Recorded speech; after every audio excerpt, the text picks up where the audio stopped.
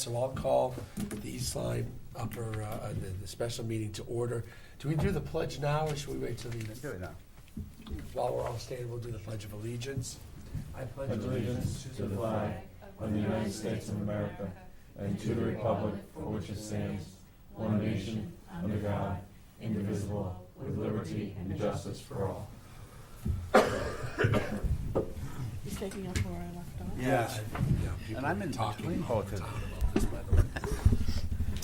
Thank you all for coming early this evening. You two are going to share a microphone, as we have one up at the head table. I ask the three colleagues to my right to make sure you're talking into the microphone tonight. You want to pick up the audio on tape and at home. This is the special meeting. We're convening at 5:30 on the 17th of February. We're going to review some budgets this evening and then adjourn to our regular meeting. The first budget up is the police budget. That is Department 10 something. 216. 216.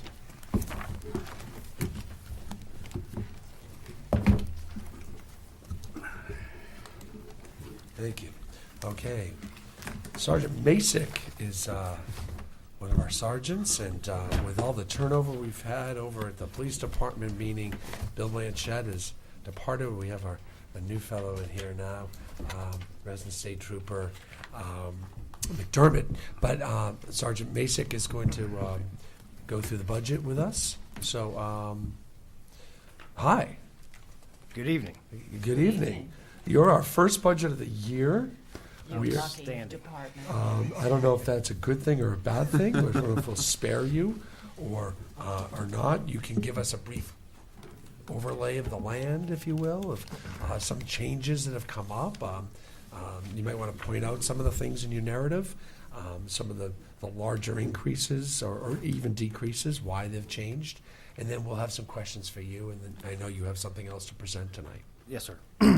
Okay, so starting off with line item 115, resident trooper. That's going up 18.13%, as you can see. The new projected amount is 183,094.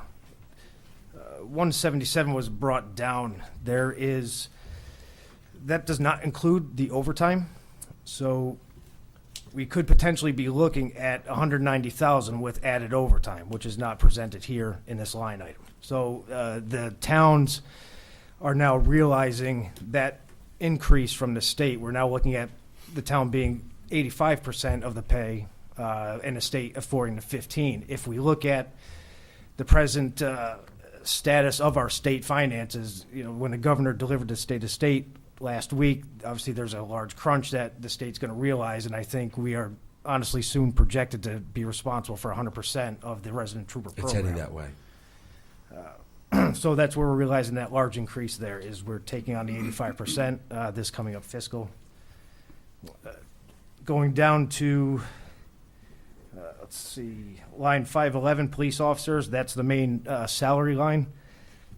That is up 2.5%. Going from the previous, looking at the fact that we have a contractual raise coming up as, the 2.5% is our contractual raise. I'm sorry, let me back up. So that comes up July 1st of 2016. And we have an additional officer in there, so that's based at his step one salary. So that includes one additional officer plus Our the 2.5% increase, yes, ma'am. 514, the overtime, we initially had asked for 300,000. We brought it down to 280. In the previous, couple of years, we've averaged around 291,000. We've met in that line. Just one thing I kind of wanted to bring up tonight. There is a contractual payment that comes out of that overtime, so it's not like that is all just straight overtime. Officers are getting shifts left and right. There are 13 and a half holidays per year that the department has based on contract. So just doing a minor calculation,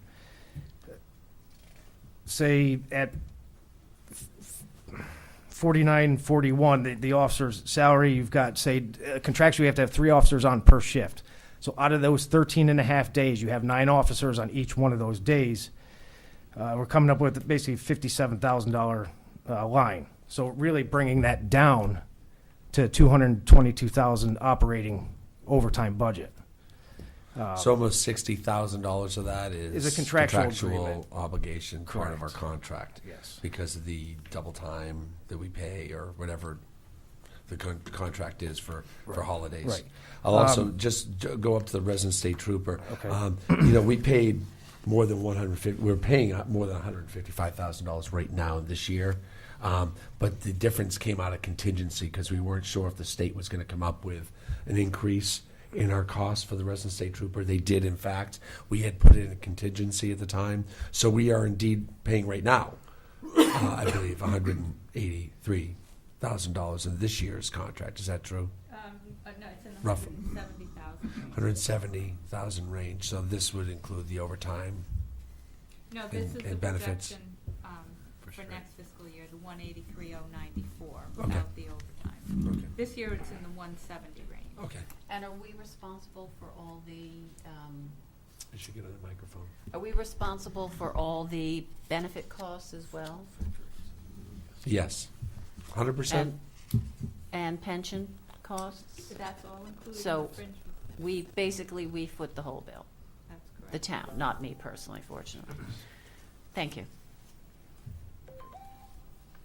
And one of the things you got to look at with the resident trooper program, the taxpayer's actually paying twice for.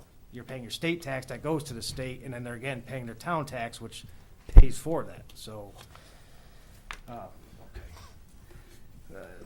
next line, the overtime boat duty, we've decreased by $3,000.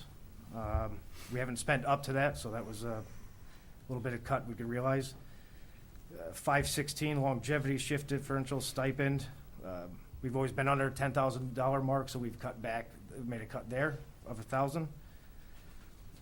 Line 517, our training, we had requested 47.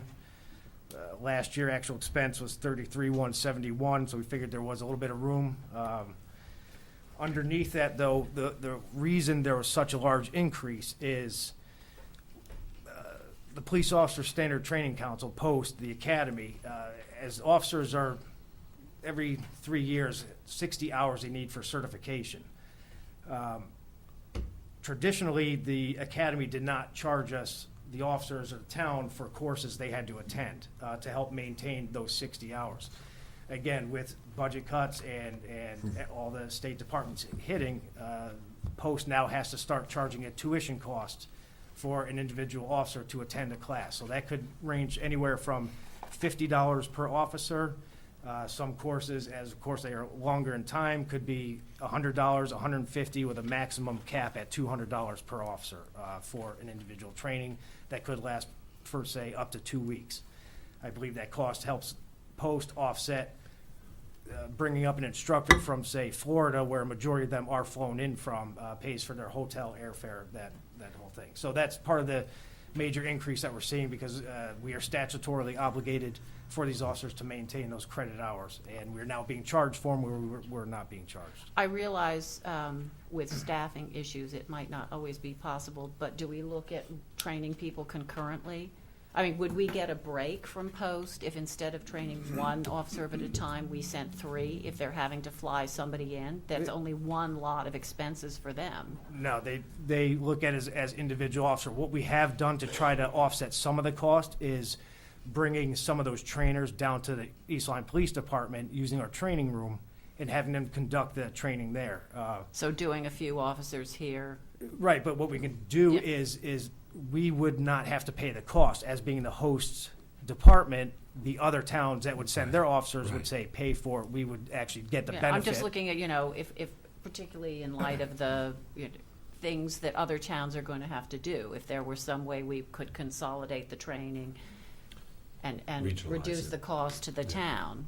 No, absolutely. Yeah. And that's what we have been looking at doing, and that's how we have started to host some trainings here. Okay, I thank don't- you. I'm sorry. Also, too, Holly, when they do go to training, it's just not East Lyme, it's officers Oh, from I throughout the agree. state. So Yeah. they do have full classes up there, which, and I know, especially with the collect training, we've been able to do that in our PD down here, which has helped defer some of the costs too. That's really worked out well in some other things, so. Okay, thank you. I'll just, maybe one of us should make a list of all the new unfunded mandates that you're going to see in this year's budget. Because every department's going to come up here and say, well, we now have an added cost that the state used to take care of that they don't anymore. And you're going to see that and hear that over and over again in these budgets. So either make a mental list, or if you want the exercise and the extra credit at the end of this process, feel free to start making a list. You're going to hear this a lot. So, Sergeant. So as I kind of went down, I missed, obviously there's a significant increase on line 412, part-time clerical. We're showing, since Miss Murphy has retired, Debbie Lewandowski from Park and Rec has come down. She's taken on some added responsibilities because she has access to the town's finance sites, which deals with our uniform allotments, a lot of the billing that goes out for, say, road jobs, taking in reports, scanning. The task that she's been, because she's very efficient, has taken on her much larger. There's a lot of times where, she's interrupted by the phone ringing, by the, things of that nature. We're looking at a part-time clerical person, 5 hours a day, 5 days a week, that could, say, come in from 3 p.m. to 8 p.m. to help basically lessen her workload that she's already way over. Not only that, it extends the customer service hours absolutely. For our police force. Right now, we're locking the doors at 3 or 4, 4:30. And the public has no access to the building or to our police force if they want to come down and wage a complaint or have a concern or whatever, or need to see someone or a detective or whatever. We don't have that availability of being open, and it would be normal course of business to stay open for those extra hours and be available. So that's the bigger benefit, as I see it, is extending the hours of operation to the public side of the street. Yes. So it'll be like 8 to 8 or something like that? 8 Yeah, to 7? basically. Yes, because So- what we've had in the past is, people have come the following day during, the department's door business hours and stated, they had a major problem the night before. They went to the front door, didn't realize the signage that directs them to the yellow phone on the side of the building. Because it is kind of odd. There's really not a lot of police call boxes you see actively anymore. You'd be like, hey, I tried to report something last night. There was an assault, and those are times of the essence of that for evidence collection, things of that nature. So when they don't report it, they come back. They leave. The front door's locked. They leave. Yeah. And those are people with important issues that I think we need to deal with. If the front doors were open, because they're already distraught, they're not thinking, let me read this sign, let me go to the side of the building, I need an officer, I need him now, and then they run into a locked door. And plus other, all of us work. So you get out of work at 5 p.m., you need to do some police business, the front office is not open after 4:30. Well, I'm And pleased closed to on see the that, and that'll include, like, if somebody wants to get their fingerprints done, stuff like that, they'll be able to, okay. Because they have to, it's Monday through Friday for fingerprinting, just as an example.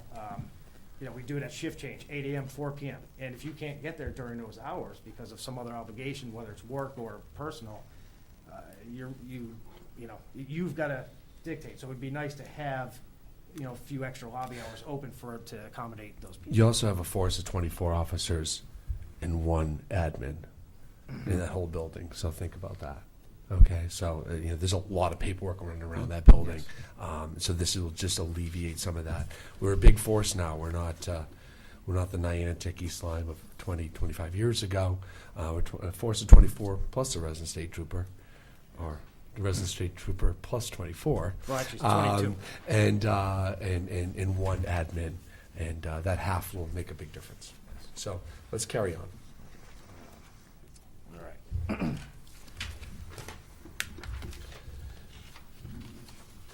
I'll tell you what, to alleviate going through line by line, because we typically don't need to do that. Okay. We'll point out some of the obvious. The 213, line 213 is a mobile radio service contract that increased 20%, and the reason for that was the Ambulance Association used to provide funding for some of that. Is that true?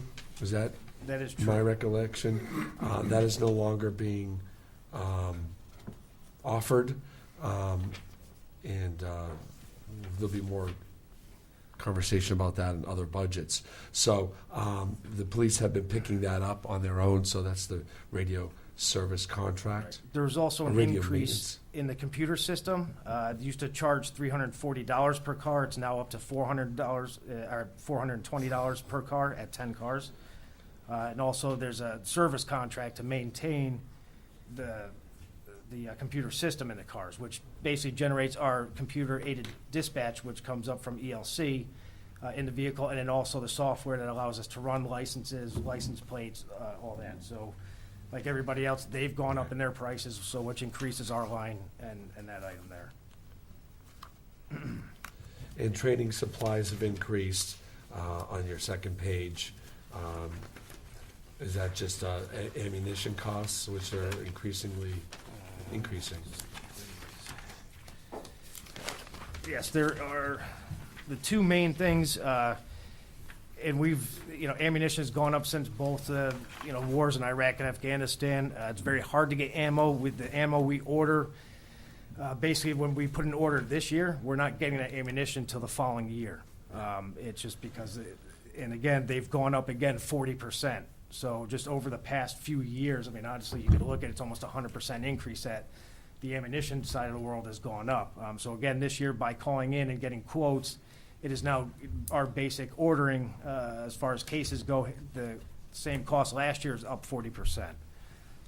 We're also looking at just about $3,000 for a one-time purchase of mapping software to use in the reconstruction of fatal and serious injury accidents. As of date, we've had 3 fatal accidents so far this year, so we obviously need the proper programs for a computer to go You ahead. mean this fiscal year, not since January 1st? Correct, since, yes. Yeah, that's yes. Sorry, yes. Are So there, that's a one-time increase to that, adding that 3,000 to that line also. Thank you, Sergeant. Are there any questions from the Board of Selectmen here? We can start down and we'll do this in kind of in order. The fuel for the boat, I noticed cost sharing Waterford. Who purchases the fuel? Do we purchase it and Waterford reimburses us, or is it opposite? Do you want to help, Jim? Yeah, okay. Sure thing. Sorry, You're duly hatted in this town, triple hatted maybe. sorry, Jim Lewandowski. I only just learned this a couple days ago. I haven't even seen Sergeant Masick or the sergeant to explain it. I talked to Chief Mahoney, who has been in contact with the Coast Guard, and they're working on a deal to purchase fuel from the government through the Coast Guard station. Chief Mahoney believes that will be a cost savings to everybody. Great. Buying it at their price, probably, which is maybe better than our price, and not either me delivering it or buying it at the dock. So I hope that helped a little bit. Now, of course, he told me that they're doing it in Louisiana. They're planning on doing it somewhere in like Washington, D.C., New York, and then New London was like the 4th station they're going to be doing it in the country. Okay. So that was planning on being this coming season. And who foots the tab first? Because does Waterford reimburse us, or do we reimburse Waterford for the fill? In the past, we purchase, Waterford reimburses. Okay. Now that may change. I don't know how that's going to Okay. work in the future, but Now, I know the number for 2015 was only 1,600, and we're requesting, okay, we're requesting I'll pass 5,000. back off. Thank you for that, Right, Jim. right. Is it possible to lower that line item? I mean, I know you said increase patrols, but with gas prices down, is that possible to? Yeah, let me just revert back to my notes real quick. Sure, yep, Yeah. yep. And then hit 2. One. You're talking about the boat, The boat, fuel for the boat. boat fuel? Yeah, So right now, it's at, 5,000, but What the number line I is see that? to the left is 1,600 for 2015 when gas prices were high, right? Under $300. yeah. You know what, I'd have to do research, I can do that for a subsequent meeting. I can make a note and look into the police. We'll look into what's being spent this year, what their, we'll look into costs Yeah. of the I don't know, maybe, boat I mean, in obviously we this don't want fiscal them year, to where we're decrease patrols, but prorating out to be right now, and maybe make an adjustment there. That's a good point, especially if the Coast Guard thing comes through, because that's going to lower it even more. Right, and obviously with where fuel prices are right now, even at the dock, Mhm. they're substantially lower than they were. So I think initially, as this was projected, we were looking at almost upwards of 5 gallons on the dock, or $5 per gallon on the dock. Okay. At that point in time, compared to, $1.72 out here at Citgo right now. So the dock projection is, say, $2.94 instead of $5. Yep. Okay. So it was just kind of had no idea where the fuel was going, so Right. to budget for it properly. We do have our own small skiff boat, so, I mean, that doesn't take a lot of fuel, but that also does add an added fuel cost to it. Okay. Okay. What's that? Sorry? For right now, yep. Yes, good evening, officer. Good evening. Continue with the questions about the boat. Line number 515, which is overtime for boat duty. This is something that residents have consistently requested, that we have maximum boat patrol, water patrol. And I'm wondering, with the proposed reduction in the budget, can you tell me how many shifts that would transfer into? It represents about 92 shifts. That we would have, so that would be a loss of how many with the reduction? I would have to sit down and calculate that. Okay. I would basically try to base that off of the top officer step pay, and I would have to come back to you with a hard number. Well, would we be talking about less days of coverage or shorter hours during the day? That would be what I would be interested in. Okay, normally if how we get would back. do that is we would start with shortening the hours first. I'd prefer to have the boat out there for emergencies than cut days from it. So we would say possibly take an 8-hour patrol. We would not start off with knocking it down to, say, 6 hours. That would be the first way I would attack that. All right. Could you get back to me with that, or to the Absolutely, board? yes. Before we make our final decisions, thank you. Line 511 on the police officers, noted that the increase was for one additional officer. Is this for officer number 22? That is correct. That is for Officer, Recruit Willett, who's in the academy right now, correct. Okay. So he's being paid while he's at the academy, and is that reflected in the 2016 figure? That is reflected just in this one, correct? No, we have the same number of officers going into next year. At 22. Right. Oh, so actually he replaced, I'm sorry. He actually replaced Detective Marr. That's how, Okay. so we're not increasing the force by one. If that were in fact the case, we'd actually be at 23 officers. I apologize for that. Yeah, I couldn't get the math to work. Yeah, it wasn't, With one right, it additional just, officer. exactly, you're Okay, right on that. thank you. I'm just curious, on line 518, the training non-mandatory, we haven't funded anything in that line item for some time. What sort of training might officers be interested in if there were funding that would fall under non-mandatory? Basically, I think the term non-mandatory is a little deceiving. We were budgeted, I believe, at $3,600 in the past in that account, and really what that accounted for was either myself or Officer Lewandowski. We would have to go up to Exeter, New Hampshire, to SIG Firearms, that's the weapons we use, and go through the armorer's course, so that the monies that would come out of there would, pay for the course itself. Usually it's a 2-day course, so it obviously have to pay for lodging. Those are where those kind of reimbursements would come out of. I have a TASER instructor recertification coming up. That's about $295. That's another item that's where we pull it from, was that what we call non-mandatory. Now, it's not, I guess we kind of tried to separate the post-mandatory so it would make sense to somebody. The 60 credit hours I was speaking of earlier, to the things that are non-mandatory by post, but are really, as far as a liability, mandated.